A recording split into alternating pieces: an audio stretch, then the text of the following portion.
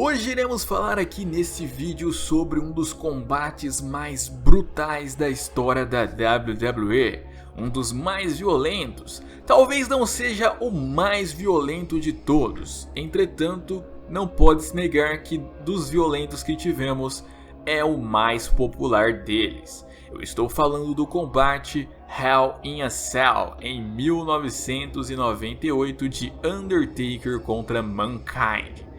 Pois é, muitos de vocês vêm acompanhando recentemente uma série de vídeos falando sobre Undertaker, falando sobre Kane e momentos diabólicos que eles tiveram na WWE em diversos períodos diferentes.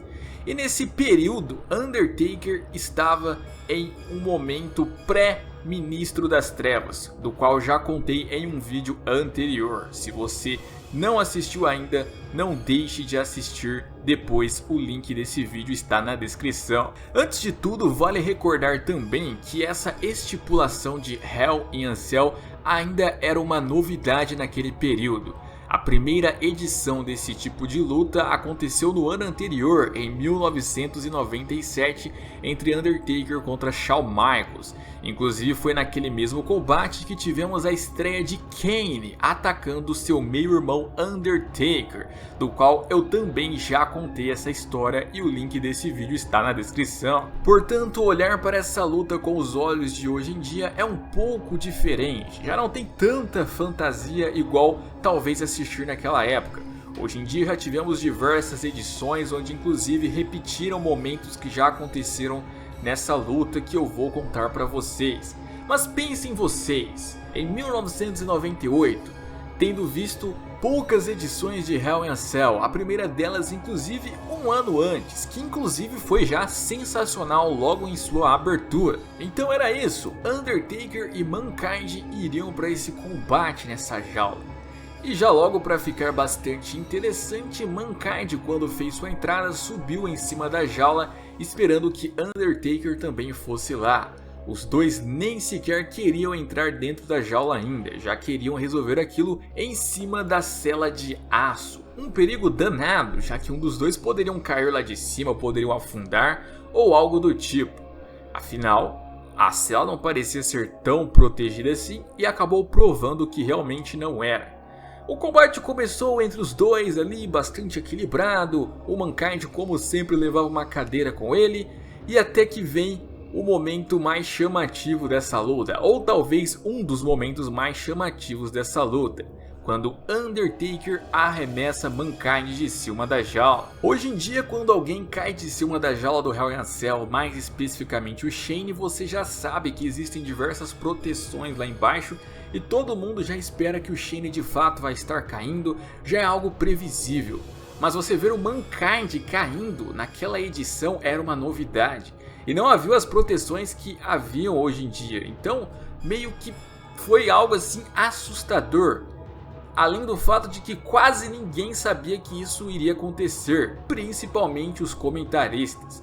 É possível assistir essa luta ouvir o narrador lendário Jim Ross completamente desesperado, clamando por misericórdia de Deus porque Mankind poderia ter morrido naquela queda. Inclusive, há relatos de que o próprio Undertaker naquele momento pensou que Mankind poderia ter de fato morrido com aquela queda que teve. Afinal, ele estava sendo retirado do combate, ele estava sendo levado ali quase pela ambulância, até que vem um dos momentos mais interessantes desse combate. A jaula já havia subido para cima, o combate praticamente estava cancelado. O Undertaker ficou preso lá em cima e Vince McMahon apareceu e não quis nem saber, simplesmente era o fim de tudo, ele havia passado dos limites. Mas Mankind não desistiu da luta, ele saiu da maca, pediu para que a jaula abaixasse e conseguiu subir mesmo assim a jaula do Hell in a Cell para continuar seu combate contra o Deadman. Lembrando que a altura dessa jaula do Hell in a Cell é promovida pela WWE com 5 metros. Há quem diga que não tem exatamente 5 metros, é um pouquinho menos, mas mais de 4,5 metros com certeza é. Então ele já havia caído daquela altura e lesionado teve que subir de novo para continuar o combate contra Undertaker. Mankind não desistiu, Mankind queria se provar, mas talvez ele possa ter se arrependido. Já não bastava uma queda, ele levou outra queda. Dessa vez, Undertaker segurou Mankind, começou a fazer um estrangulamento, o chokeslam, e aplicou ele em cima da jaula, afundando Mankind para dentro da jaula abaixo, caindo dentro do ringue. Ou seja, ele novamente caía de cima da jaula do Hell in a Cell, recebendo um chokeslam, e caía dessa vez dentro do ringue, e agora sim a luta poderia finalmente continuar dentro da jaula do Hell in a Cell. Mas os médicos e juízes não queriam que ela continuasse. Todos eles apareceram pedindo misericórdia para Undertaker, para que o mesmo parasse. Undertaker estava sendo extremamente cruel, ele simplesmente estava acabando definitivamente com Mankind naquela luta. E mais um pouco, talvez Mankind pudesse de fato ter alguma morte, sofrer algo do tipo. Estavam todos assustados com o que o Undertaker estava fazendo contra Mankind. Mas o próprio Mankind não desistiu. O próprio tentou continuar a luta contra Undertaker. Undertaker bateu nos juízes, bateu nos seguranças, bateu em todos que estavam tentando impedi-lo de seguir o combate. Mas também acabou levando golpes de Mankind. Mankind conseguiu reagir, Mankind conseguiu fazer com que Undertaker sofresse até por um certo período. Mesmo estando lesionado, conseguia ficar de pé, conseguia aplicar golpes muito fortes em cima do Deadman. O que estava parecendo até uma super reação acabou não acontecendo. Mankind, claro, sempre leva bastante materiais, bastante brutais ali, ainda mais naquela época de Attitude Era. Ele colocou bastante taxinhas. Aqui a gente fala taxinhas, mas em outros lugares eles falam outros nomes. Que essas taxinhas são aqueles preguinhos pequenininhos ali. E ele colocou em volta do ringue para jogar Undertaker ali e daquela forma Undertaker ser perfurado. Mas quando Mankind tentava fazer isso com Undertaker, as coisas acabaram não dando muito certo para ele. Na verdade, Undertaker fez com que Mankind sofresse da sua própria arma, da sua própria armadilha. O mesmo jogou Mankind em cima das taxinhas. Mankind estava segurando suas costas pendurado e Undertaker apenas deitou para trás para fazer com que Mankind perfurasse todas as suas costas naquelas taxinhas, naqueles preguinhos. Não satisfeito por não ter acertado completamente a maioria dos pregos, Undertaker ainda pegou Mankind e lhe aplicou outro chokeslam, dessa vez novamente em cima de várias taxinhas. Simplesmente foi horripilante. Mankind já havia recebido algumas anteriormente, já havia caído da jaula 2 vezes, inclusive em cima da mesa, levando o chokeslam, e ainda levou outro chokeslam em cima daqueles preguinhos. Era o fim, não tinha o que fazer. Undertaker então ainda pegou Mankind, lhe aplicou o seu finalizador tradicional Tombstone Piledrive para finalmente sair vitorioso. Uma das vitórias mais brutais da história de Undertaker, da história da WWE, que deixou um legado para o Hell in a Cell. Diversos momentos da história do Hell in a Cell são copiados justamente dessa luta. Essa luta que simplesmente nunca será esquecida.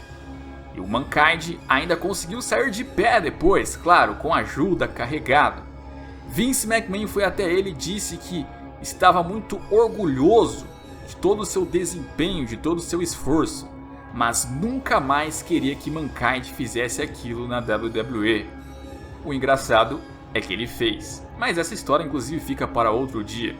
O fato é que naquela noite Mankind teve diversas lesões.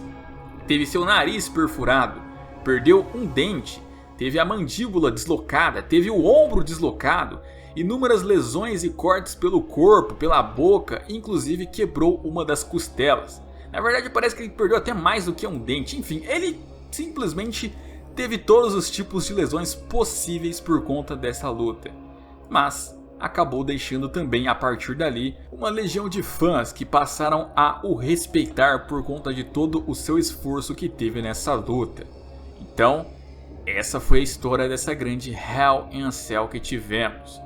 O Undertaker inclusive é marcado por isso, é marcado por essas lutas. O nome já diz, Inferno na Jaula, e o Undertaker, por conta do seu personagem, combina com esse tipo de estipulação. Mas não combina só apenas pelo nome, apenas pela estrutura. mas pelas inúmeras edições marcantes que ele teve dentro dessa jaula, os inúmeros combates que ele participou e que foram marcantes, são simplesmente incríveis. O Undertaker dentro do Hell in a Cell é um monstro quase imparável. Foram poucos que conseguiram derrotar ele, e os poucos que conseguiram, olha, é quase igual você derrotar o Undertaker numa WrestleMania, quase igual.